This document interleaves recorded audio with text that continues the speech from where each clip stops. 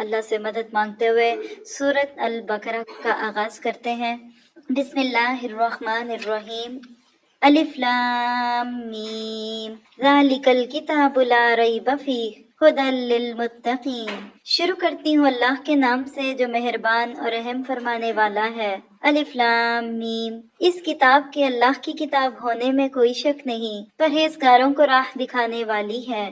جو لوگ غیب پر ایمان لاتے ہیں اور نماز کو قائم رکھتے ہیں اور ہمارے دیے ہوئے مال میں سے خرچ کرتے ہیں، اور جو لوگ ایمان لاتے ہیں اس پر جو آپ کی طرف اتارا گیا اور جو آپ سے پہلے اتارا گیا، اور وہ آخرت پر بھی یقین رکھتے ہیں، یہی لوگ اپنے رب کی طرف سے ہدایت پر ہیں اور یہی لوگ فلاح اور نجات پانے والے ہیں۔ یہ تھی سورۃ بقرہ کی ابتدائی 5 آیتیں۔ ان کا ٹاپک لکھیں گے فطرت کی پکار پر لبیک کہنے والے۔ اس کو سمجھنے سے پہلے کچھ باتیں جو آپ کو ان آیات کو مزید سمجھنا آسان کر دیں گی کہ ہجرت کے بعد سے لے کر غزوہ بدر تک، یعنی شروع کے تقریباً 2 سالوں کے درمیانی عرصے میں سورۃ بقرہ نازل ہوئی تھی۔ قرآن پاک کی طویل ترین سورت ہے، 286 آیتیں ہیں۔ پہلے نصف میں بنی اسرائیل سے خطاب ہے اور دوسرے نصف میں مسلمانوں سے خطاب ہے۔ کچھ آیتیں اس میں ہیں جو آپ کی زندگی کے آخری دور میں نازل ہوئی، جس کو یہاں جمع کیا گیا۔ سورۃ بقرہ کے نزول سے پہلے تقریباً 2/3 قرآن پاک نازل ہو چکا تھا، مکی صورتوں کی صورت میں۔ اللہ کے نبی صلی اللہ علیہ وسلم نے جو 13 سال مکہ میں گزارے اور جو دعوت اور تبلیغ تھی، اس کے نتیجے میں لوگوں کی زندگیوں میں انقلاب آ چکا تھا، اور اس انقلاب کے نتیجے میں 3 گروہ وجود میں آ چکے تھے، جن میں سے 2 گروہ تو مکہ کے ہی دور میں سامنے آئے، لیکن ایک تیسرا گروہ جو تھا وہ مدینہ میں آیا۔ کون تھے وہ؟ ایک پہلا گروہ وہ تھا جو ایک کشتی کے سوار تھے، جنہوں نے سمعنا وَأَطَعْنَا کہا۔ اللہ کے نبی کی زبان سے جب توحید کی دعوت سنی تو سمعنا وَأَطَعْنَا کہہ کے، آمنا وصدقنا کہہ کے قبول کر لیا اور مسلمان ہو گئے۔ فوکس تھے ابو بکر صدیق رضی اللہ تعالیٰ عنہ جیسے، اور حضرت زید کی طرح، اور حضرت خدیجہ رضی اللہ تعالیٰ عنہ، اور اسی طرح کے لوگ۔ یہ مخلصین تھے، یہ متقین لوگ تھے، یہ وہ لوگ تھے کہ جنہوں نے آپ کے پیغام کو قبول کیا اور بات ماننے لگے۔ اس کے برعکس ایک دوسرا گروہ سامنے آیا جو تعصب کی وجہ سے یا باپ دادا کے طور طریقوں پہ ڈٹے رہنے کی وجہ سے سر عام آپ کی مخالفت کرتا ہوا دکھتا ہے۔ جو آپ کی دشمنی پہ آیا یہ کفار مکہ تھے، لیکن مدینہ میں آتے ہی ایک تیسرا گروہ سامنے آیا، اور وہ کون تھے؟ 2 کشتیوں کے سوار۔ ہدایت پانا بھی چاہتے تھے لیکن خواہشوں کو چھوڑنا بھی نہیں چاہتے تھے، اللہ کے بھی بننا چاہتے تھے لیکن اپنے نفس کے غلام بھی رہنا چاہتے تھے۔ ایسے لوگ، ان کو اسلام میں منافقین کے نام سے یاد کیا جاتا ہے۔ یہ وہ لوگ ہیں کہ جن کے دلوں میں ہدایت آئی تو صحیح لیکن ٹھہری نہیں، ایمان کی حقانیت کے بغیر کلمہ پڑھنے والے لوگ تھے، دنیا کے فائدوں کے لیے اسلام کی طرف آئے، حق کو پا کر نہیں آئے۔ یہ اللہ کے لیے نہیں آئے تھے، یہ کسی نہ کسی مفاد کی وجہ سے آئے تھے، اور یہ وہ لوگ تھے جو کسی مصلحت کی وجہ سے مسلمان ہو گئے، اسلام کے فائدوں پر اپنے فائدوں کو ترجیح دینے والے لوگ۔ اللہ تعالیٰ قرآن پاک کے آغاز میں ہمارے سامنے انہی 3 قسم کے لوگوں کا تذکرہ فرماتے ہیں۔ ہم نے جو آیات پڑھی، پہلی 5 آیتیں، یہ وہ لوگ ہیں جنہوں نے فطرت کی پکار پر لبیک کہا۔ اور فطرت کی پکار کیا ہے؟ کہ رب کو ایک مانو۔ الستُ بربکم، کیا میں تمہارا رب نہیں ہوں؟ رب ہوں، تو پھر اس کو ماننے والے۔ یہ وہ لوگ ہیں کہ جنہوں نے اللہ کو پا لیا اور اللہ کی بات کو پانا ان کے لیے آسان ہو گیا۔ اور یہ وہ لوگ ہیں کہ جب اللہ کی پکار پہ لبیک کہتے ہیں تو اللہ تعالیٰ اگلے راستے ان کے لیے آسان کر دیتا ہے۔ ایسے لوگوں کو متقی اور مومن لوگ کہا جاتا ہے۔ سورت کا پہلا لفظ الف لام میم ہم سب کو بے بس کرنے کے لیے کافی ہے، رسول کی ضرورت کو محسوس کرنے کے لیے کافی ہے کہ دیکھو تم اس کلام کو کیا پڑھو گے۔ اگر تمہیں اللہ کا رسول نہ بتاتا کہ الف لام میم ان کو کیسے پڑھنا ہے، علم پڑھنا ہے کہ الف لم پڑھنا ہے، یا المیم پڑھنا ہے یا الف لام میم پڑھنا ہے، یہ بات ثابت ہو گئی کہ جس رسول کو تم جھٹلاتے رہے ہو، اس رسول پہ اللہ نے وہ کلام نازل کیا کہ جس کا پہلا ہی لفظ تم اس رسول کی رہنمائی کے بغیر ادا نہیں کر سکتے۔ اور ان لوگوں کے پہ ایک گہری چوٹ ہے جو یہ کہتے ہیں کہ قرآن کی بات تو ٹھیک ہے، حدیث کے بارے میں سوچیں گے، اور پھر اس کے بعد بات ہوتی ہے ھدی للمتقین، اس سے پہلے بات ہوتی ہے شک کی، لا ریبہ، اسی لیے میں نے آغاز میں جب آپ کے سامنے ایک درخواست رکھی کہ اپنے دل کو ہر شک سے پاک ہو کے سنیے، یہ اسی آیت کی بیس پہ بات ہوئی تھی، کیونکہ شک جو ہے نا یہ زندگی کو بوجھل کر دیتا ہے، رشتوں کو دیمک لگ جاتی ہے شک ہو جائے، بیوی کو شوہر پہ یا شوہر کو بیوی پہ شک ہو جائے تو زندگی دھوبر ہونے لگتی ہے۔ آپ کھانا کھا رہے ہو، ایک لمحے کے لیے آپ کو شک پڑ جائے اس میں کچھ ہے، زہر تو چھوڑ دیجئے، صرف یہی شک پڑ جائے نا کہ اس میں مکھی گر گئی تو آپ پریشان ہو جاتے ہیں۔ آپ بہت سارے لوگوں کو قرآن پڑھتے دیکھتے ہیں، اور آپ کو شاید یہ بات معلوم ہے کہ قرآن پاک کا پہلا انگلش ٹرانسلیشن ایک نان مسلم نے کیا۔ آج نان مسلم یونیورسٹیز میں قرآن پڑھایا جاتا ہے، کمپیریٹیو ریلیجن میں اسلام پڑھایا جاتا ہے، لیکن ہدایت کیوں نہیں ملتی؟ اس لیے کہ لا ریب نہیں تھا۔ شک کے ساتھ اس کو سنیں گے تو شک ہی ملے گا، اور اللہ دلوں کا مالک بذات الصدور ہے، اس کو پتہ ہے ہمارے دلوں میں کیا ہے، اس لیے دل کو شک سے پاک کر کے قرآن سنیں گے تو رنگ آئے گا آپ پہ۔ یہ ایسے ہی جیسے آپ برتن میں دودھ ڈالنے والے ہیں اور اس دودھ میں پہلے سے تھوڑی سی چھاچھ تھی، صاف دودھ خراب ہو جائے گا اس کی وجہ سے، تھوڑا سا آرنج جوس تھا اس میں کوئی گندگی لگی ہوئی تھی، پہلے برتن دھوتے ہیں پھر چیز ڈالتے ہیں۔ ہم نے اپنے دلوں کے برتنوں کو دھونا ہے، اور ہم نے اس بات کا یقین رکھنا ہے کہ جیسے آج سے 1400 سال پہلے اس کتاب کی ضرورت تھی، آج بھی اسی کی ضرورت ہے۔ کل اس کی وجہ سے روشنی تھی، آج بھی اسی کی وجہ سے روشنی ہوگی۔ اور ساتھ ہی پھر تقویٰ کی بات ہے، ہدی للمتقین۔ تقویٰ کیا ہے؟ اب یہ کہہ لیں کہ قرآن اگر دوا ہے تو تقویٰ پرہیز ہے، اور دوا کے ساتھ ساتھ پرہیز لازمی ہے۔ اصل میں یہ بندہ مومن کی مانگی ہوئی ایک دعا قبول ہوتی ہے، اہدنا الصراط المستقیم کی۔ وہ دن میں 17 بار لپٹ لپٹ کے کہتا ہے کہ اللہ مجھے سیدھا راستہ دکھا۔ کہا واقعی لینا چاہتے ہو تو پھر آؤ، ذالک الکتاب، یہ ہے وہ کتاب جس میں کوئی شک نہیں، کس بات میں شک نہیں کہ یہ اللہ کی طرف سے ہے، اور اس بات میں شک نہیں کہ انسانیت کے دکھوں کا علاج ہی یہ ہے۔ سسکتی تڑپتی پریشان انسانیت کے غم دور کرنے کی دوا یہ قرآن ہے، اور تقویٰ ہوگا تو فائدہ ہوگا۔ ہدایت وہی پائیں گے جن کے اندر ہدایت کی طلب ہوگی۔ دیکھیے اللہ کی ذات نکتہ نواز ہے، بندے کو ہر لمحے دیتی ہے۔ ہم نے نہیں مانگا ہمیں ماں باپ مل گئے، ہم نے نہیں مانگا ہمیں اچھی شکل و صورت مل گئی، ہم نے نہیں مانگا ہمیں دولت مل گئی، لیکن 2 چیزیں ایسی ہیں جو اللہ بن مانگے نہیں دیتا۔ اس کے بارے میں اللہ بڑا غیور ہے۔ اللہ کی ذات 2 چیزیں بن مانگے نہیں دیتا، اس میں سے ایک چیز ہدایت ہے۔ آج آپ یہاں کیوں بیٹھے ہیں آ کے؟ کیونکہ آپ نے مانگا۔ آپ کو نہیں پتا کیا آپ اس وقت کس کی دعاؤں سے بیٹھے ہیں؟ آپ کو اپنی ماں کی دعا لگی ہے یا اپنی نانی کی لگی ہے، یا آپ نے بچپن سے کوئی دعا مانگنی شروع کی ہوئی تھی کہ رب زدنی علما؟ آپ تو دنیا کے امتحانوں میں پاس ہونے کے لیے یہ وظیفے کرتے تھے، اللہ نے آپ کی وہ دعائیں قبول کر لیں، لیکن آپ کے اندر کوئی تڑپ ضرور تھی۔ آپ میں سے کوئی ایسا نہیں ہے جو بغیر تڑپ کے یہاں پہنچ گیا۔ یہ تڑپ ہی طلب بنتی ہے، تڑپ نہیں تو طلب نہیں، طلب نہیں تو تقویٰ نہیں، اور اللہ تعالیٰ بن مانگے ہدایت نہیں دیتا۔ آپ مسجد کی طرف آنا چاہیں گے تو راستوں کو قدم لگیں گے، آپ سینما کی طرف جائیں گے تو راستہ ادھر ہی جائے گا، جہاں آپ جائیں گے اللہ وہی راستہ آسان کرتا ہے۔ دوسری چیز اللہ تعالیٰ جو بن مانگے نہیں دیتا نا، وہ اپنی محبت بن مانگے نہیں دیتا، یہ اس کا فیصلہ ہے۔ وہ بڑا غیرت والا ہے، وہ ہر اہل غیرے کو اپنی محبت نہیں دیتا، وہ اس کو دیتا ہے جو اس سے محبت لینا چاہتا ہے۔ پھر اس رب کی شان کیا ہے کہ اس کو مانو، کیسے مانو؟ بالغیب، بن دیکھے مان جاؤ۔ کل تو مانو گے، لیکن کل کا ماننا دیکھنے کی بنیاد پہ ہوگا۔ آج مان جاؤ بن دیکھے، گویا کہ آپ کہہ سکتے ہیں کہ آج کی اس دنیا میں انسان سے تقاضا کیا ہے کہ رب کو نہ دیکھتے ہوئے اس کی نشانیوں سے پہچانو۔ کل قیامت کے میدان میں جب اللہ تعالیٰ نزول فرمائیں گے تو لوگ اللہ کو دیکھتے سجدوں میں جھکنا چاہیں گے، لیکن وہ لوگ جن کی کمریں دنیا میں سجدوں سے دور تھی، ان کی کمریں تختے بن جائیں گی، وہ نہیں جھک سکیں گے۔ اس کے برعکس وہ لوگ جو دنیا میں جھکتے تھے وہ وہاں بھی جھکیں گے۔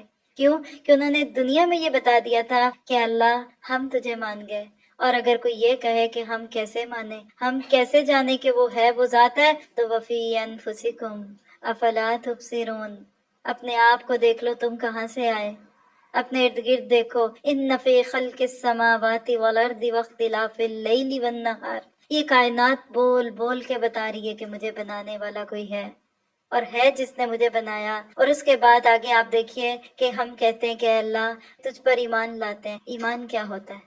ایمان مان جانے کا نام ہے۔ ایمان انسان کے اندر سچی طلب کے پیدا ہونے کا نام ہے۔ ایمان اپنا سارا اختیار اللہ کے ہاتھ میں دینے کا نام ہے۔ ایمان سب سے کٹ کے رب کو اپنی یادوں میں بسانے کا نام ہے۔ ایمان وہ چیز ہے جو عمل کے راستے آسان کرتی ہے۔ ایمان وہ ہے کہ جس کے نقش قدم پہ عمل چلتا ہے۔ ایمان نہیں تو عمل نہیں۔ جس کے عمل بڑھوانا چاہتے ہیں ان کو ایمان کی دعوت دیجیے، اور یہ ایمان جب آ جاتا ہے تو یہی معرفت میں بدلتا ہے۔ پہلے یافت ہے تو بعد میں پھر وہ دریافت بن جاتی ہے، اور ایسا شخص پھر کھلی آنکھوں سے رب کو دیکھتا ہے کہ کأنک تراہ، پھر وہ اس کو رب دور دور نہیں دکھتا، اس کو اس سے زیادہ فرق نہیں پڑتا کہ رب کل دکھے گا، اس کو آج بھی دکھتا ہے۔ کسی کا کال یاد آ گیا، کہتے تھے کہ آج اگر غیب کے پردوں سے باہر آ کے رب سامنے بھی آ جائے تو ہمارے ایمان میں ذرا بھی اضافہ نہیں ہوگا، کہ پہلے اتنا یقین ہے، بن دیکھے مان جاؤ۔ دیکھ لیا تو کیا دیکھا، اصل بات تو کیا ہے کہ اللہ کو مان جاؤ۔ پھر اس کے بعد اللہ تعالیٰ نے اللہ کی جب پہچان ہوتی ہے نا تو پھر سر جھکنے لگتا ہے، اور وہ یقیمون الصلاۃ کی صورت میں بدل جاتا ہے، پھر خود ہی جھکنے کو دل جاتا ہے۔ جیسے دنیا میں کسی بڑے کو دیکھے نا تو اس کے آگے مروب ہوتے ہیں، سینے پہ ہاتھ رکھ رکھ کے جھکتے ہیں۔ یہ تو ہمارے جیسا گوشت پوش کا انسان ہے نا، ہماری طرح دن میں 2-3 بار تو ریسٹ روم میں جاتا ہی ہوگا۔ ایسے انسان کے سامنے ماتھا جھکنے لگے تو جس کو رب کی معرفت ہو جائے، کیا وہ جھکنے سے پیچھے رہے گا؟ پھر وہ نماز پڑھتا ہے، پھر اس کا رب سے تعلق جڑتا ہے، اور جو ہی نماز پڑھتا ہے تو ساتھ ہی پھر اللہ کے بندوں کی محبت آنے لگتی ہے۔ تو مما رزقناہم ینفقون، وہ حقوق اللہ کے پورے کرتے کرتے حقوق العباد کو بھولتا نہیں ہے، اور پھر اس کے دل میں عاجزی آتی ہے، نرمی ہوتی ہے، اور ایسا بندہ پھر بغیر کسی رکاوٹ کے اللہ کے راستے پہ چل پڑتا ہے۔ ایسا شخص پھر دل سے تعصب کو نکال دیتا ہے، اور وہ پھر اللہ کی طرف چلا جاتا ہے۔ اللہ تعالیٰ نے ظاہری دنیا کو دیکھنے کے لیے ہمیں آنکھیں دی ہیں نا، کان دی ہیں، ہمارے حواس خمسہ ہیں، یہ غلطی کر سکتے ہیں، یہ محدود ہے۔ مثلا آپ چاند کو گول دیکھتے ہیں، جب آپ چاند پہ جاتے ہیں تو آپ کو گول نہیں دکھتا۔ آج دنیا میں آپ دیکھیے دور سے آپ کو ریت دکھتی ہے جو پانی ہوتی ہے، پانی دکھتا ہے وہ ریت ہوتی ہے۔ اسی طرح آپ کی ویژن بدلتی ہے نا، تو یہ جو دنیا کی آنکھیں نا یہ صرف دنیا کو دیکھیں گی، غیب کے پردوں کے پیچھے جھانکنے کے لیے ایک اور چیز کی ضرورت ہے، اور وہ وحی ہے۔ اس لیے وہ لوگ جو وحی اور ریولیشن کو نہیں مانتے وہ اللہ کو نہیں پا سکتے۔ ایسے لوگ جو ہیں پھر وہ اس دنیا میں بھٹکتے ہیں، اور وہ اپنے آپ کو ایتھیسٹ کہہ لیں، وہ اپنے آپ کو دہریہ کہہ لیں، یہ ان کی مرضی، لیکن یہ خدا فراموشی کا دور ہے۔ ایسے لوگ پھر کل جب اللہ کو پائیں گے تو ان کو پتہ چلے گا کہ ہم کس غلطی پہ تھے۔ اللہ تعالیٰ کہتے ہیں کہ وہ لوگ جن کے سامنے آخرت ایک حقیقت بن کے کھڑی ہو جاتی ہے، ان کو وہ کل کی چیز نہیں لگتی، ان کو آج کی چیز لگتی ہے۔ وہ لوگ جن کو آخرت سب سے بڑا مسئلہ لگتی ہے، پھر وہ دنیا کے چھوٹے چھوٹے مسئلوں میں الجھتے نہیں ہیں، وہ اس میں پریشان نہیں رہتے کہ یہاں کیا نہیں ملا، وہ اس غم میں رہتے ہیں کہ وہاں کیا کم ہے۔ وہ یہاں کی خوشیوں میں محو ہو کے سب کچھ بھول نہیں جاتے، بلکہ وہ یہ دیکھتے ہیں کہ وہاں بھی کیا نہیں ہے، اور اس طرح پھر آخرت ان کے دل، دماغ، ان کی عقل، ان کی روح پہ چھا جاتی ہے، اور یقین ہوتا ہی وہ ہے کہ جو انسان کے ارادوں پہ چھا جائے، پھر ان کی ہر سوچ آخرت اورینٹیڈ ہوتی ہے۔ وہ ایک قدم بھی اٹھاتے ہیں تو پہلے یہ سوچتے ہیں کہ اس کا میری آخرت پہ کیا اثر ہوگا، میری وہاں کی زندگی پہ کیا اثر ہوگا، اور ایسے ہی لوگ جو ہیں وہ فلاح پانے والے ہیں۔ اللہ ہمیں ایسے ہی لوگوں میں کر دے۔ یہ وہ لوگ ہیں کہ جن کو پھر اللہ تعالیٰ مفلحون کے ٹائٹل سے نوازتے ہیں، اور مفلح کون ہوتا ہے کہ جس کی دنیا بھی اچھی ہو جائے اور آخرت بھی اچھی ہو، وہ کامیاب ہوتا ہے، وہ دنیا کے میدان میں پیچھے نہیں رہتا۔ اس کی صبح اور شام صرف دنیا کے لیے نہیں ہوتی، وہ کرتا آخرت کے کام ہے، اور دنیا کے کام اس کے خود ہی بننے لگتے ہیں۔ وہ اپنے گول بڑے رکھتا ہے، اور چھوٹے چھوٹے گول راستے میں خود ہی آ جاتے ہیں۔ پھر وہ اپنے آپ کو اس دنیا کی چیزوں میں نہیں غرق کرتا، بلکہ وہ آخرت کے لیے تیاری کرتا ہے۔ لیکن اس کے برعکس کچھ لوگ کتنے بد نصیب ہیں۔ کون؟ ان الذین کفروا سواء علیہم اانذرتہم ام لم تنذرہم لا یؤمنون۔ کافروں کو آپ کا ڈرانا یا نہ ڈرانا برابر ہے، یہ لوگ ایمان نہیں لائیں گے۔ اللہ نے ان کے دلوں پر مہر لگا دی، اور ان کی آنکھوں پر پردہ ہے، اور ان کے لیے بڑا عذاب ہے۔ آیت نمبر 6 اور 7 اس کا ٹاپک ہے دل کے دروازے بند کرنے والے۔ یہاں سے لے کے آگے تک تقریباً 15 آیتیں وہ ہیں کہ جو ہدایت سے محروم لوگوں کی ہیں۔ یہ 2 آیتیں تو ان لوگوں کے لیے ہیں جنہوں نے سر عام انکار کر دیا، میں نہ مانوں، کفر پہ نہ شکرے، सूरज निकला हुआ है और ये अपनी आंखें बंद कर रहे हैं। आवाजें सुनाई दी जा रही हैं और ये कानों में रुई डाल रहे हैं। ये इस कायनात से सुबह शाम गुजरते हैं, लेकिन सोचते नहीं कि ये किसने बनाया। ऐसे लोगों के पास अल्लाह का पैगंबर आ जाए या कायनात अपनी खामोश आवाज में पुकार पुकार के कहे कि कोई मुझे बनाने वाला है, लेकिन ये सिर्फ खेलते तमाशे करते वहां से गुजर जाते हैं। अल्लाह का फैसला इनके बारे में क्या है? मुहर लगा दी, स्टैम्प्ड है। क्यों? मुहर लगा के भेजा था? नहीं, फितरत पे भेजा था। लेकिन जिस मशीन से काम लेना छोड़ दें, फिर वो मशीन काम करना छोड़ देती है। इन्होंने दिल से मार्फत की बातों को लेना छोड़ दिया, अल्लाह ताला ने इनके दिलों के अंदर से अपनी मार्फत को निकाल दिया। इनके रवैये में टेढ़ आई, अल्लाह ने इनके दिलों को टेढ़ा कर दिया। ये वो लोग हैं जिनके दिलों से नेकी की तलब खत्म हो गई। ये सुनेंगे सबकी, लेकिन मानेंगे नहीं। इनको सारी मखलूक नजर आती है, लेकिन इनको रब नजर नहीं आता। अल्लाह ने जुल्म नहीं किया। हिदायत और गुमराही, ये दो चैनल्स हैं और इनका रिमोट कंट्रोल हमारे हाथ में। जिस चैनल को जो मर्जी दबा लें। हिदायत का चैनल दबाएंगे तो हिदायत की तरफ चल पड़ेंगे, उसकी तस्वीरें दिखने लगेंगी, और अगर गुमराहियों की तरफ आएंगे तो फिर गुमराही होगी। और ऐसे लोगों के बड़े मसले होते हैं। कभी तासुब होता है, कभी लाइल्मी होती है, कभी जहालत होती है, कभी दुनिया परस्ती, कहीं माल, कहीं स्टेटस। नहीं, अल्लाह को मान लिया तो फिर छोटे हो जाएंगे, फिर जिंदगी में पाबंदियां लग जाएंगी, और ऐसी कैफियत को अल्लाह ताला ने यहाँ मुहर से साबित कर दिया। ये वो लोग हैं कि जो दुनिया में एक ऐसा दीन चाहते हैं जो ख्वाहिश का दीन हो, और ऐसे लोगों के नसीब में फिर हिदायत नहीं होती। जब घरों में दीन आने लगता है ना, तो फिर मुखालफतें शुरू होने लगती हैं। ये वही लोग हैं कि जिनको अल्लाह ताला हमारे सामने पेश करता है कि अल्लाह के नबी के दौर में भी ये लोग आपके सामने थे, ये आपके अजीज थे, आपके चचा, आपके घर वाले, आपके कजन्स थे, लेकिन इन्होंने चूंकि अपने आप को बाप दादा के बनाए हुए एक सिस्टम से निकालने की कोशिश नहीं की, अल्लाह ने इनसे तौफीक छीन ली। और इसके बाद फिर अगली बात, वमिनन नासि मन यक़ूलु आमन्ना बिल्लाहि व बिल यौमिल आखिर वमा हुम बिमुमिनीन। बास लोग कहते हैं हम अल्लाह ताला पर और क़यामत के दिन पर ईमान रखते हैं, लेकिन दर हकीकत वो ईमान वाले नहीं हैं। वो अल्लाह ताला को और ईमान वालों को धोखा देते हैं, लेकिन दरअसल वो खुद अपने आप को धोखा दे रहे हैं, मगर वो समझते नहीं।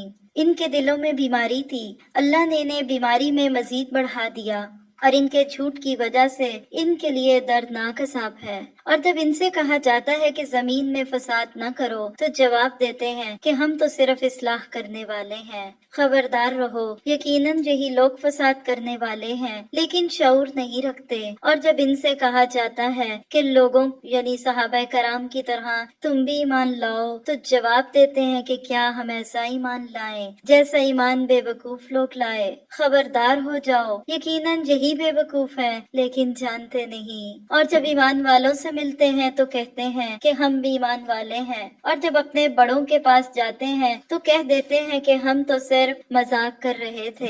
अल्लाह ताला भी इनसे मजाक करता है और इन्हें इनकी सरकशी और बहकावे में और बढ़ा देता है। ये वो लोग हैं जिन्होंने गुमराही को हिदायत के बदले में खरीद लिया, बस ना तो इनकी तिजारत ने इनको फायदा पहुंचाया और न ये हिदायत वाले हुए।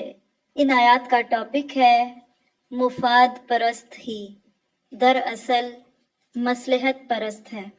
इन आयात में इंसानियत के तीसरे गिरोह की बात है कि जिनका दीन फायदों का दीन, मसलहतों का दीन, ये किसी एक दीन पे नहीं होते। इनका दीन क्या होता है कि जिसमें तुम्हारा फायदा वो ले लो। इनकी हकीकी वफादारियां सिर्फ अपने दुनियावी मुफादात से होती हैं। हक के साथ एक ज़ाहरी ताल्लुक जरूर कायम कर लेते हैं ताकि लोग हमें मुसलमान समझें, और इसको बड़े ही अक्लमंदी समझते हैं। इसके बरक्स वो लोग जो अल्लाह की पुकार पे लब्बई कहने वाले, एक एक पुकार पे घरों का सामान लाने वाले, इनको बेवकूफ दिखते हैं। ये कहते हैं ये कौन लोग हैं, देखो कैसे बातों में आ जाते हैं। और ऐसे लोगों को ये बेवकूफ कह के अपने आप को मुतमईन कर लेते हैं कि हम हैं अक्लमंद लोग। देखो, दीन को भी रखो और दुनिया को भी रखो। और ऐसे लोग फिर एक ऐसा बीच का रास्ता इख्तियार करते हैं जिसको अल्लाह ताला ने बीमारी कहा। मुनाफकत की बीमारी, निफाक की बीमारी, दुनिया की मोहब्बत की बीमारी, शक की बीमारी। और ये वो लोग हैं कि जो अपनी इस मुफाद परस्ती में जब इस दुनिया से जाते हैं तो मुफसद बन के निकलते हैं। ये तो सोचते हैं कि हम दुनिया को एक बीच की राह दे रहे हैं। सब साथ मिल के रहें, किसी के दीन की बात ना करो, किसी के मजहब की बात ना करो, और जो कर रहे तुम भी वही करो। और ऐसे लोग खुद भी कंफ्यूज और दूसरों को भी कंफ्यूज करने वाले, ऐसे लोगों को अल्लाह ताला मुनाफिक कहते हैं। ये वो लोग हैं कि जैसे कुछ साफ पानी के अंदर कुछ कीचड़ के कतरे डाल दें तो वो बाकी पानी भी गंदा हो जाएगा।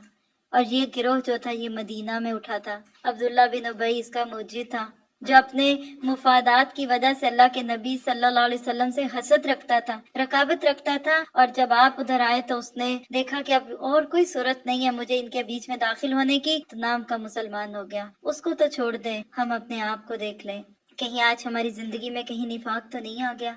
और बात ना समझ आए तो उसको समझाने के लिए मजीद अगली आयतों में और खूबसूरत तरीके से बताया गया। क्या मसलुहुम कमसलिल लज़ी इस्तौक़द नारा फलम्मा अज़ाअत मा हौलहु ज़हबल्लाहु बिनूरिहिम व तरकहुम फ़ी ज़ुलुमातिल ला युबसिरून।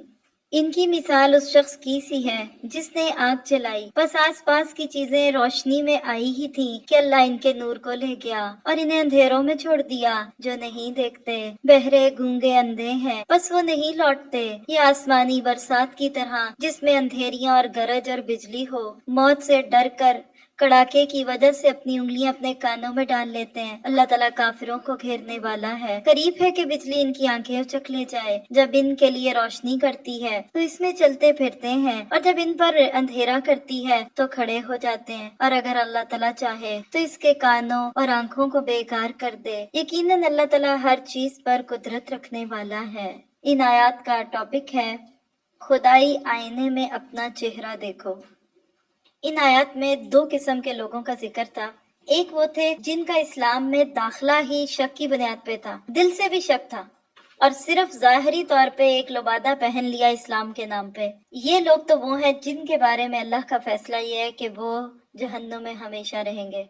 और ये वही लोग हैं जिनके बारे में आगे भी आप पढ़ेंगे, सूरत निसा में आता है कि इन्नल मुनाफिकीन फी दर्की अस्फली मिनन नार। और ये वही लोग हैं जिनके बारे में आता है कि अल्लाह ऐसे मुनाफिकों को काफिरों के साथ जहन्नुम में जमा कर देगा। ऐसे लोगों के बारे में तो कोई शक नहीं कि जिनके दीन में ही शुबा है, जिनके दिल में ही शक है। लेकिन एक दूसरी किस्म के लोग भी होते हैं, मान के ना मानने वाले, जान के अनजान बनने वाले, भूल के साथ साथ भोले बनने वाले। और वो मुसलमान होते हैं कि जिनको सब पता है कि इस्लाम सच्चा दीन है, जिनको पता है कि नमाज के बगैर दीन इस्लाम का कोई नाम नहीं, जिनको पता है कि अल्लाह क्या चाहता है, अल्लाह की रजा क्या है, इसके बावजूद भी अमल नहीं कर पाते। खलतु अमलन सालिहन व आखिर सय्यिया, कुछ अच्छे काम करते हैं, कुछ बुरे करते हैं। एक नेकी करते हैं तो 4 गुनाह कर लेते हैं, एक अच्छा काम हो जाता है तो 4 उसके बाद बुरे काम कर लेते हैं। ऐसे लोगों को फिर अमली मुनाफिक कहते हैं। ये भेड़ चाल वाले लोग होते हैं, जो वक्त के लोग करते हैं ये वही करते हैं। ये ट्रेंड सेटर्स को देख रहे होते हैं। इनकी जिंदगी में दूसरे लोगों की बड़ी अहमियत होती है। ये ऐसे हैं कि जब फायदे आए तो उसको लेने के लिए तैयार हो जाएं, और जो ही इस्लाम की वजह से कोई कुर्बानी देनी पड़े तो उस वक्त फिर ये पीछे हटने वाले लोग हैं। ऐसे लोगों को अल्लाह ताला कहते हैं कि फिर इनको कोई फायदा नहीं होगा। ये आज जितने मर्जी कामयाब हों, ये आज अपने आप को जितना मर्जी कामयाब इंसान समझे, लेकिन दर हकीकत ये कामयाब नहीं है। यहाँ इस हिस्से में हम कुछ चीजों को हाईलाइट करेंगे। अल्लाह ताला की निशानियों पे हम बात कर रहे हैं। गो के कायनात की जो निशानियां हैं उसका ज्यादा तज़किरा तो मक्की सूरतों में आएगा, जो सूरत अल अनाम से शुरू होता है। लेकिन अल्लाह ताला की निशानियां सिर्फ कायनात की निशानियां ही नहीं होती। इंशाल्लाह कहीं मुनासिब मौके पे आपको 5 किस्में लिखाऊंगी कि निशानियां क्या है। इस हिस्से में आप क्या करेंगे, हाईलाइटर ले लें, कुरान पाक की आयत का लफ्ज बोल देती हूँ, उसको अगर आप हाईलाइट कर लें। अभी तक जितना हिस्सा हमने सूरत बकरा का पढ़ा है, इसमें सबसे पहले तो अल किताब, कुरान पाक खुद अल्लाह की एक निशानी है। कैसे है? 1400 साल गुजर गए, एक जबर और जेर नहीं बदली जा सकी। ये किताब एक निशानी है जो लोगों को गुमराहियों से रोशनियों की तरफ लाती है। ये किताब हकीकत में एक निशानी है। इसके अंदर जितना डूबते जाते हैं, अमल के कितने ही रंग मिलते जाते हैं। फिर इसी तरह नमाज अस्सलात को हाईलाइट कर लीजिए। ये नमाज भी अल्लाह की एक निशानी है, क्योंकि नमाज में बंदे का रब के साथ राब्ता होता है। ये नमाज ही है जो बंदे को इस जमीन से उठा के मेराज करवा देती है उसको रब की। फिर इसी तरह मिम्मा रज़क़नाहुम युनफ़िक़ून, अपनी मेहनत के कमाए हुए माल को बगैर किसी मुफाद के मिले हुए खर्च कर देना, ये भी अल्लाह की एक निशानी है। आपने मर्दों को नहीं देखा, सारा दिन काम करते हैं اور اپنی کمائی کا 98% گھر والوں پہ خرچ کر دیتے ہیں۔ کس نے ڈالا ان کے دل میں؟ کیا یہ اللہ کی ڈالی ہوئی محبت نہیں؟ یہ نشانی نہیں ہے؟ یہ ہدایت اللہ دلوں میں ڈالتا ہے، تبھی یہ کام کرنے آسان ہو جاتے ہیں۔ پھر اسی طرح اللہ تعالیٰ کی نشانیوں میں ایک نشانی کیا ہے؟ کفر۔ یہ بھی ایک نشانی ہے، اللہ تعالیٰ کا ایک انتقام ہے، کیونکہ کچھ نشانیاں عذاب کی ہوتی ہیں، کچھ نشانیاں ثواب کی ہوتی ہیں، کچھ نشانیاں معرفت کی ہوتی ہیں۔ تو کفر کرنا کسی کا، یہ بھی ایک بندے کو اللہ کی ایک نشانی بن کے ملتا ہے کہ دیکھو جو لوگ اللہ کا انکار کرتے ہیں اللہ تعالیٰ ان کو پھر بھی کھانے پانی دے رہے ہیں۔ پھر اسی طرح ختم اللہ، یہ بھی نشانی ہے، یہ بھی اللہ کا سائن ہے، یہ اللہ کی غیرت ہے۔ تم نہیں آتے تو نہ صحیح، کل تم نہیں آتے تھے، اب میں آنے کی توفیق نہیں دوں گا۔ دیکھیے ایک وقت وہ ہوتا ہے کہ بندے کو بلایا جاتا ہے اور وہ نہیں آتا، اور پھر ایک وقت ایسا آ جاتا ہے کہ اللہ کہتا ہے اب تمہیں میں آنے ہی نہیں دوں گا، تم اس قابل ہی نہیں ہو کہ تم میری طرف آؤ۔ پھر اس کے بعد فزادہم اللہ، اللہ نے بیماری کو بڑھا دیا، یہ بھی ایک نشانی ہے۔ جب انسان کسی چیز کو مس یوز کرتا ہے نا تو پھر اس کو اللہ تعالیٰ اس سے یہ چیز چھین لیتا ہے۔ پھر اس کے بعد وَيَمُدُّهُمْ، آیت 16 میں ڈھیل دیتا ہے ان کو سرکشیوں میں۔ اور اسی طرح پھر ان آیات میں سیب من السما، آسمان سے تیز بارش کا برسنا، اس کو تو آپ بہت اچھی طرح سمجھ سکتے ہیں، کہاں سے آتا ہے یہ پانی، کون ہے اس کو گرانے والا۔ پھر رات، کڑک، جب بجلی چمکتی ہے تو دل کیسے دہکتا ہے، ایسے لگتا ہے کہ کوئی ڈانٹ رہا ہے، کوئی غصے میں ہے آپ کے بعد۔ پھر برق، یہ جو روشنی ہے یہ کہاں سے آتی ہے۔ پھر اس کے بعد سمعہم اور ابصارہم، سماعت اور بصارت، ہمارے دیکھنے کی طاقت، ہمارے سننے کی طاقت، یہ اللہ تعالیٰ کی نشانی ہے۔